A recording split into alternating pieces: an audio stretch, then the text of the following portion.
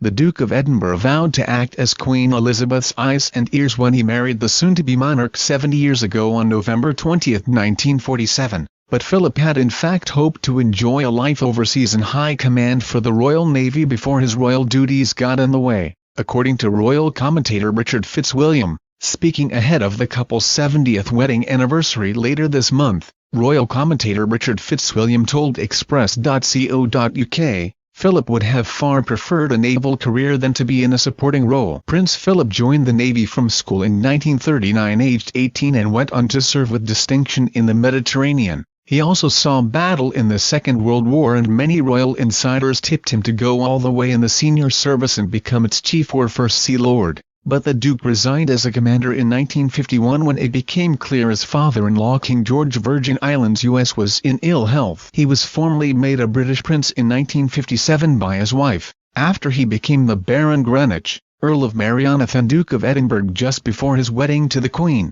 Peter Morgan, creator of drama series The Crown, told Royal Central, Philip, I think, had made the mental calculation that he would enjoy 20 years of married life before this dreadful crown business would happen. Indeed, the prince had to wait until his 90th birthday in 2011 before becoming the titular head of the Royal Navy, and it was then that the Queen appointed him to the symbolic title of Lord High Admiral, which dates back to the 14th century, as thanks for his lifetime of dedication and in recognition of how he had sacrificed his naval career. But after the death of his father-in-law, the Duke threw himself into royal life to overcome the disappointment of the premature loss of his professional career. Dynamic and impatient, Philip had a temperament not suited to life in a secondary role, Mr. Fitzwilliams says, but after more than 65 years by the side of his wife Queen Elizabeth II, Prince Philip certainly made his mark, only retiring at the grand old age of 96 this year. Mr. Fitzwilliams said,